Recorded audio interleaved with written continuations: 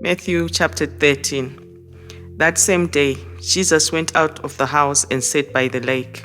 Such large crowds gathered around him that he got into a boat and sat in it, while all the people stood on the shore. Then he told them many things in parables, saying, A farmer went out to sow his seed. As he was scattering the seed, some fell along the path, and the birds came and ate it up. Some fell on rocky places, where it did not have much soil. It sprang up quickly because the soil was shallow. But when the sun came up, the plants were scorched, and they withered because they had no root. Other seed fell among thorns, which grew up and choked the plants. Still other seed fell on good soil, where it produced a crop, 100, 60, or 30 times what was sown. Whoever has ears, let them hear. The disciples came to him and asked, Why do you speak to the people in parables?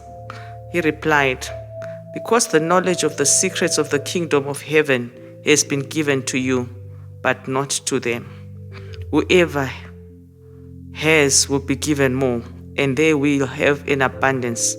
Whoever does not have, even what they have will be taken from them. This is why I speak to them in parables. Though seeing, they do not see. Though hearing, they do not hear or understand.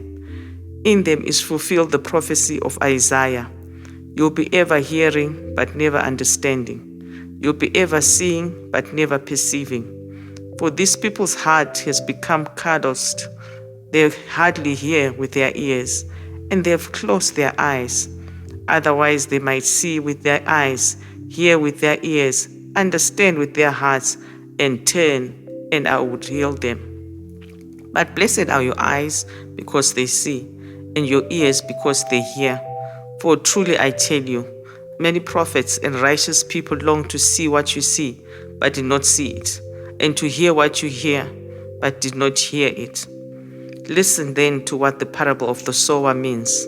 When anyone hears the message about the kingdom and does not understand it, the evil one comes and snatches away what was sown in their heart. This is the seed sown along the path. The seed falling on rocky ground refers to someone who hears the word and at once receives it with joy. But since they have no root, they last only a short time. When trouble or persecution comes because of the word, they quickly fall away. The seed falling among the thorns refers to someone who hears the word, but the worries of this life and the deceitfulness of wealth choke the word, making it unfruitful. But the seed falling on good soil refers to someone who hears the word and understands it. This is the one who produces a crop yielding 100, 60, or 30 times what was sown. Jesus told them another parable. The kingdom of heaven is like a man who sowed good seed in his field. But while everyone was sleeping, his enemy came and sowed weeds among the wheat and went away. When the wheat sprouted and formed heads, then the weeds also appeared. The owner's servants came to him and said, Sir, didn't you sow good seed in your field? Where then did these weeds come from? An enemy did this, he replied. The servants asked him, Do you want us to go and pull them down or pull them up? No, he answered, because while you are pulling the weeds, you may uproot the wheat with them. Let them both grow together until the harvest. At that time, I will tell the harvesters, first collect the weeds and tie them in bundles to be burned, then gather the wheat and bring it to my barn. He told them another parable. The kingdom of heaven is like a mustard seed, which a man took and planted in his field. Though it is the smallest of all seeds, yet when it grows, it is the largest of garden plants and becomes a tree, so that the birds come and perch on its branches. He told them still another parable. The kingdom of heaven is like yeast that a woman took and mixed into about 60 pounds of flour until it worked all through the dough. Jesus spoke all these things to the crowd in parables. He did not say anything to them without using a parable. So was fulfilled what was spoken through the prophet. I'll open my mouth in parables. I'll utter things hidden since the creation of the world. Then he left the crowd and went into the house. His disciples came to him and said, "Explain to us the parable of the weeds in the field."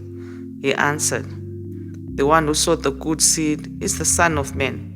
The field is the world, and the good seed stands for the people of the kingdom. The weeds are the people of the evil one, and the enemy who sows them is the devil. The harvest is the end of the age, and the harvesters are angels. As the weeds are pulled up and burned in the fire, so it will be at the end of the age. The Son of Man will send out his angels, and they'll weed out of his kingdom everything that causes sin and all who do evil.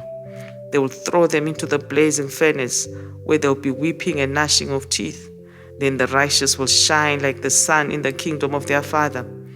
Whoever has ears, let them hear. The kingdom of heaven is like treasure hidden in a field. When a man found it, he hid it again, and then in his joy went and sold all he had and bought that field. Again, the kingdom of heaven is like a merchant looking for fine pearls. When he found one of great value, he went away and sold everything he had and bought it. Once again, the kingdom of heaven is like a net that was let down into the lake and caught all kinds of fish. When it was full, the fishermen pulled it up on the shore. Then they sat down and collected the good fish in baskets, but threw the bad away. This is how it will be at the end of the age. The angels will come and separate the wicked from the righteous and throw them into the blazing furnace, where there will be weeping and gnashing of teeth. Have you understood all these things? Jesus asked. Yes, they replied. He said to them, Therefore every teacher of the law who has become a disciple in the kingdom of heaven is like the owner of a house who brings out of his storeroom new treasures as well as old. When Jesus had finished these parables, he moved on from there. Coming to his hometown, he began teaching the people in their synagogue, and they were amazed. Where did this man get this wisdom and these miraculous powers? They asked. Isn't this the carpenter's son? Isn't his mother's name Mary?